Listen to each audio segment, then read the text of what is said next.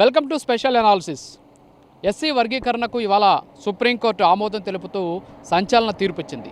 అయితే అసలు ఈ ఎస్సీ వర్గీకరణ అంటే ఏంటి, దాదాపు 3 దశాబ్దాలుగా జరుగుతున్నటువంటి ఈ పోరాటం వెనక ఉన్నటువంటి అసలు ఉద్దేశం ఏంటి అనేది మనం ఒకసారి కానీ చూసుకున్నట్లయితే 2011 జనాభా లెక్కల ప్రకారం ఎస్సీ జనాభా దాదాపు 1,38,78,078 మంది ఉంటే వీరిలో మాదిగలు 67,02,609 మంది, అలాగే మాలలు 55,70,244 మంది ఉన్నారు. అంటే మాదిగల జనాభా కంటే కూడా మాదిగల జనాభా దాదాపు 11,30,000 మంది ఎక్కువ ఉన్నటువంటి పరిస్థితి. అంటే మొత్తం ఎస్సీ జనాభాలో ఈ 2 కులాల జనాభానే దాదాపు 80% ఉన్నటువంటి పరిస్థితుల నేపథ్యంలో మిగతా 57 కులాల్లో కూడా పెద్ద సంఖ్యలో రెల్లి కులానికి సంబంధించినటువంటి సామాజిక వర్గానికి సంబంధించినటువంటి ప్రజలు ఉన్నారు. వీళ్ళంతా కూడా 3 ఉత్తరాంధ్ర జిల్లాల్లో ఎక్కువగా ఉండేటటువంటి పరిస్థితి ఉంది. సో మొత్తానికైతే ఎస్సీల్లో కూడా ఎక్కువ తక్కువలు ఉండడం, అంతేకాకుండా రిజర్వేషన్ల విషయంలో కూడా ఆయా కులాలకు సంబంధించి సరైనటువంటి రిజర్వేషన్లు అందట్లేదు అనేటటువంటి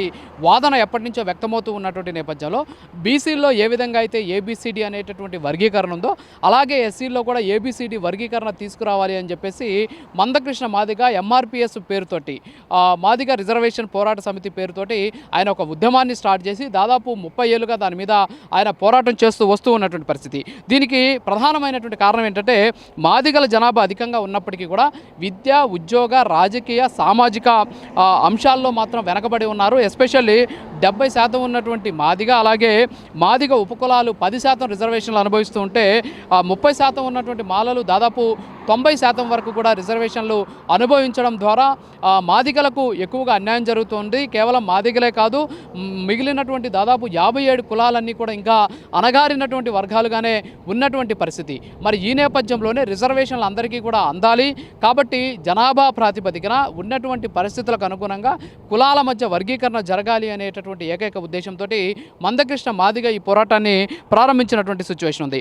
1994లో ఎంఆర్పిఎస్ స్థాపించినటువంటి మందకృష్ణ మాదిగ అప్పటి నుంచి కూడా ఎస్సీ వర్గీకరణకు సంబంధించినటువంటి అంశం పట్ల జాతీయ స్థాయిలో పెద్ద స్థాయిలో కూడా ఉద్యమాలు చేస్తూ వచ్చారు. ఎస్పెషల్లీ మాదిగలను చైతన్యపరుస్తూ ఏబిసిడి గ్రూపులుగా విభజించి ఆయా కులాల జనాభా నిష్పత్తి ప్రకారం దాదాపు 15% ఉన్నటువంటి రిజర్వేషన్ కోటాను పెంచాలి అని చెప్పేసి ఆయన ఈ మాదిగ రిజర్వేషన్ పోరాట సమితి ద్వారా డిమాండ్ చేయడమే కాకుండా ఉద్యమాన్ని తారాస్థాయికి కూడా తీసుకెళ్లినటువంటి సందర్భాలు ఉన్నాయి. అలాగే ఎప్పుడైతే ఆయన 1994లో ఈ ఉద్యమం స్టార్ట్ చేశారో అప్పటి నుంచి కూడా ముఖ్యమంత్రులందరినీ కూడా కలుస్తూ మాదిగ రిజర్వేషన్లకు సంబంధించి అంటే ఎస్సీ వర్గీకరణకు సంబంధించినటువంటి అనేక అంశాలను వాళ్ళకి ఎప్పటికప్పుడు వివరిస్తూ వాళ్ళ ఆమోదం పొందేందుకు ఆయన తీవ్రంగా కూడా ప్రయత్నం చేసినటువంటి పరిస్థితి. అయితే 2000 నుంచి 2004 వరకు ముఖ్యమంత్రిగా ఉన్నటువంటి చంద్రబాబు నాయుడు ఎస్సీ వర్గీకరణకు ఆమోదం తెలపడమే కాకుండా దాని మీద ఒక ఆర్డినెన్స్ కూడా తయారు చేశారు. అయితే దీని మీద ఎస్పెషల్లీ మాలలకు సంబంధించి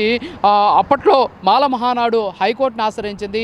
హైకోర్టు కూడా మాల మహానాడుకి సపోర్ట్ చేస్తూ ప్రభుత్వం తీసుకున్నటువంటి ఎస్సీ వర్గీకరణ చెల్లదు అని చెప్పేసి చెప్పినటువంటి పరిస్థితి.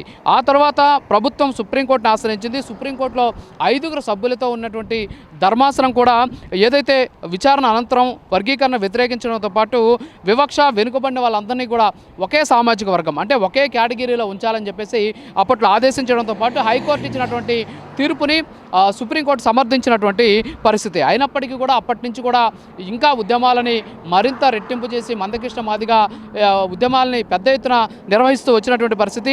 ఈ ఎస్సీ ఎస్టీ వర్గీకరణకు సంబంధించి ఇవాళ సుప్రీంకోర్టు సంచలన తీర్పు వెలువరించడమే కాకుండా వర్గీకరణ చెల్లుబాటుపైన ప్రధాన న్యాయమూర్తిగా ఉన్నటువంటి జస్టిస్ చంద్రచూడ్ నేతృత్వంలోని 7 న్యాయమూర్తులతో కూడినటువంటి ధర్మాసనం విచారణ చేపట్టి వర్గీకరణ తప్పనిసరి, అలాగే ఆ అంశానికి సంబంధించి ఆయా రాష్ట్ర ప్రభుత్వాలకు అధికారం కల్పిస్తూ ఆదేశాలు జారీ చేసినటువంటి పరిస్థితి ఉంది. ముఖ్యంగా విద్యా ఉద్యోగ అవకాశాల్లో రిజర్వేషన్ల కోసం ఎస్సీ ఎస్టీ వర్గీకరణ అనివార్యం అని చెప్పేసి జస్టిస్ చంద్రచూడ్ నేతృత్వంలోని 7 సభ్యుల ధర్మాసనం అభిప్రాయపడింది. ఇందులో 6 మంది అంటే జస్టిస్ చంద్రచూడ్తో కలిపి 6 మంది న్యాయమూర్తులు వర్గీకరణకి ఆమోదం తెలిపితే ఒక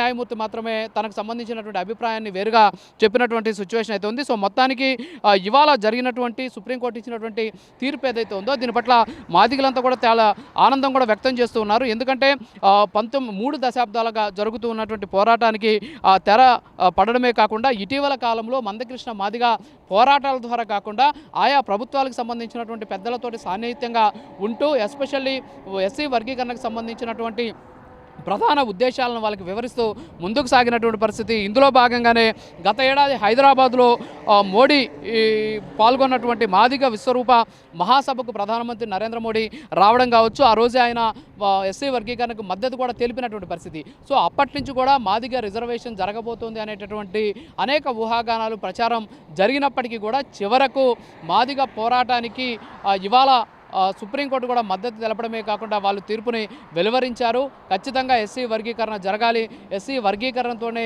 అందులో ఉన్నటువంటి ఆయా కులాలకు సంబంధించి న్యాయం జరుగుతుందని చెప్పినటువంటి పరిస్థితి.